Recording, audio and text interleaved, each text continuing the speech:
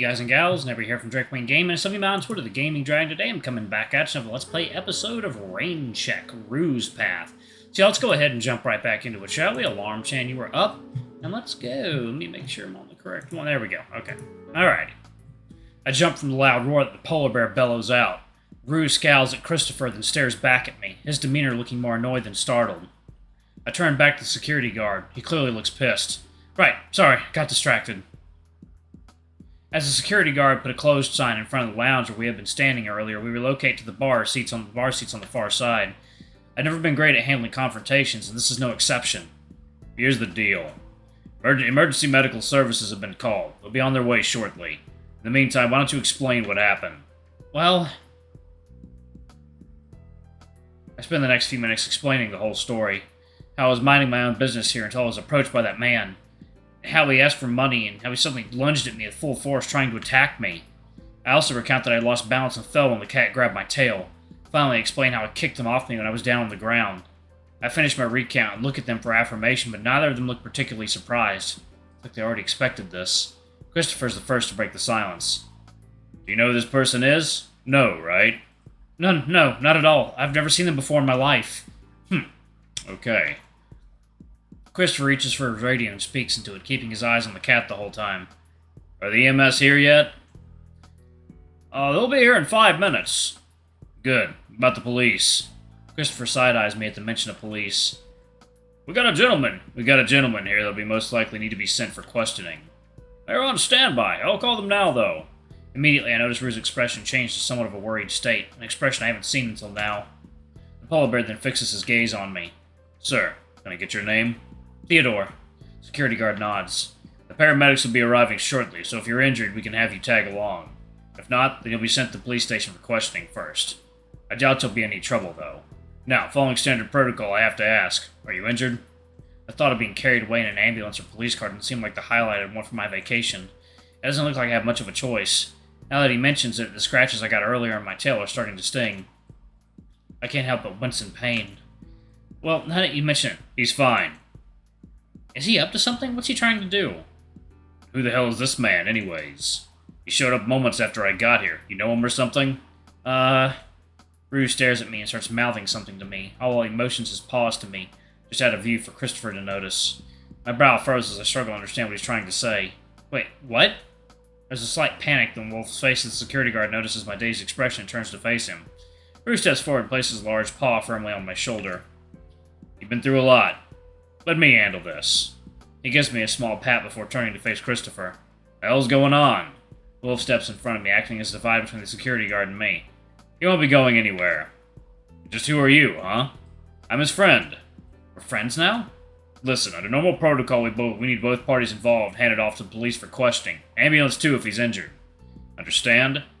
Shouldn't be more concerned about your little addict friend over there? Don't you see the scars on his paws? How about the bandage on his tail?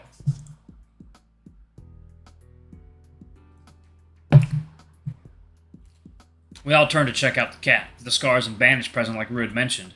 Actually, I'm pretty sure I saw those earlier as well. Clearly a skeleton user. Skeleton? I don't think I've heard of that drug before. Wouldn't be good for business if people found out addicts were roaming about the hotel attacking patrons. Just like the last 2 times. What does he mean the last 2 times? You understand what I'm saying, right, Christopher? Rue's voice is slow and methodical. Is he threatening the security guard somehow? What are you getting at? And how the hell did you know that? Security guard raises his voice, sounding much more accusatory towards Rue. Doesn't matter. You know what does matter?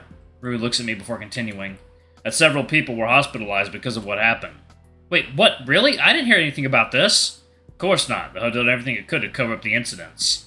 Not well enough, sadly. I'm sure Christopher knows all about it. So there's been a huge cover-up all this time? This seems bigger than I thought. Maybe it'd be best if I stay out of this as much as possible. Wait, what does he know? Rue completely disregards my question and motions a gesture towards me. You'll want to dodge the station anyways. It'd be a miracle if you get through questioning in any less than a few hours. Probably take up until tomorrow with a scandal like this. He shrugs at me with a toothy grin. Here's how I see it.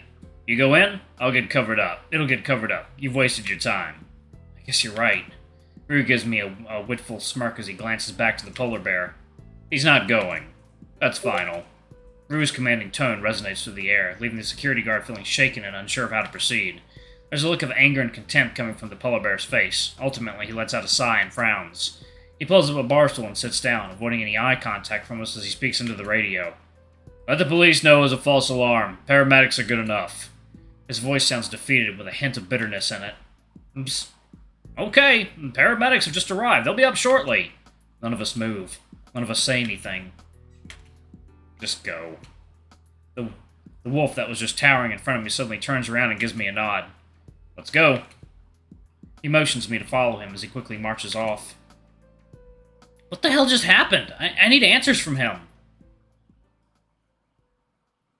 Rue walks to an isolated part of the casino where the only things in sight are rows of unoccupied slot machines.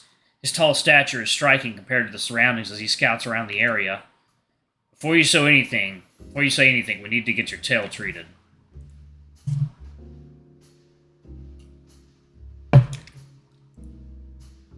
Follow me and I'll explain everything. I promise. Wait, what? Can't you do it here? Isn't that why we walked here? And wait a second, how do you know about my tail? And furthermore, how did you know I was attacked earlier? What's going on?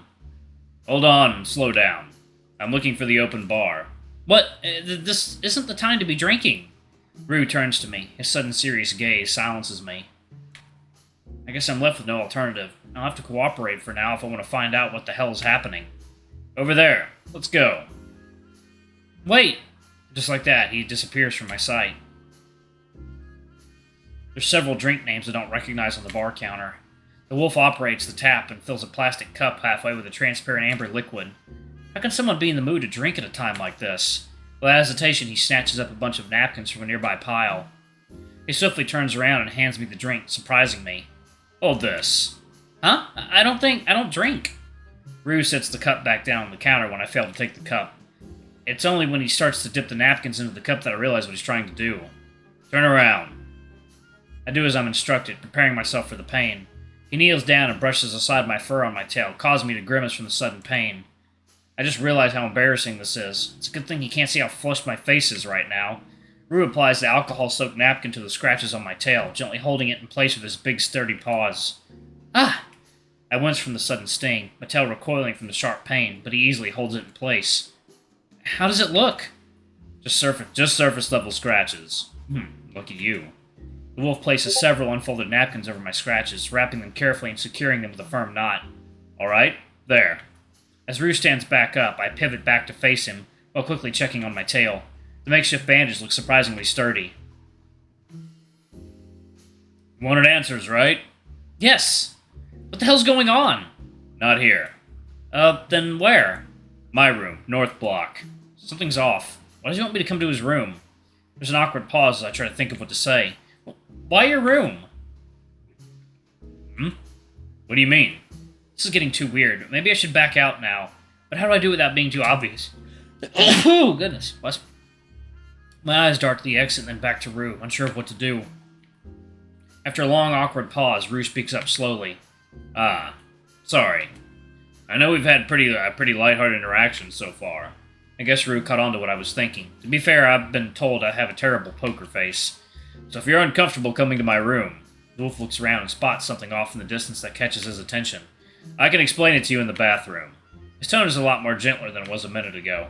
Why does his behavior change all of a sudden? A place with privacy. Why does he need privacy? I'm still unsure why he can't tell me here. There's virtually no one around the bar here. Well, okay then. Where to go? We can go to Rue's room. If he wanted to do harm to me, he could have done something already. Not only that, but my wallet was untouched. Our interactions after that have only been serendipitous.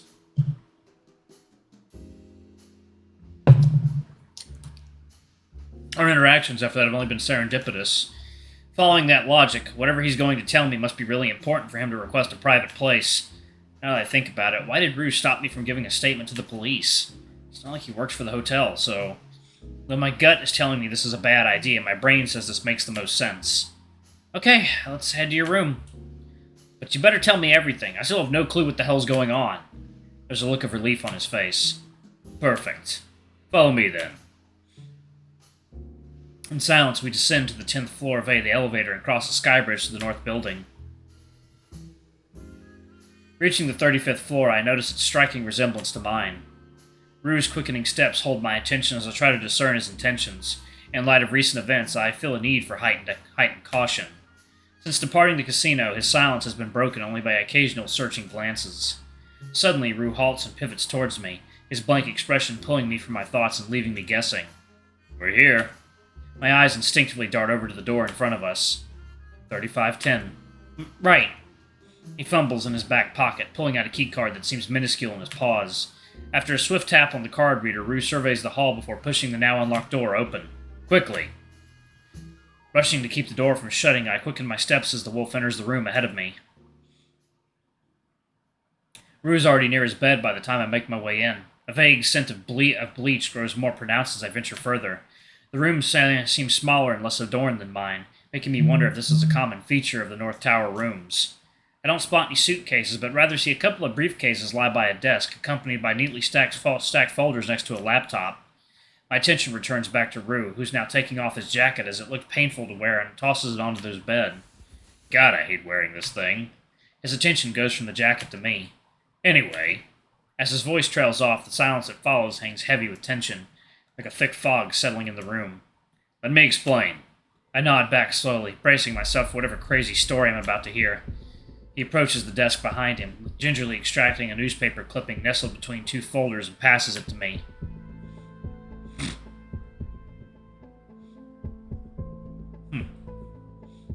Accepting the paper, I instantly notice the numerous markings and circles on it.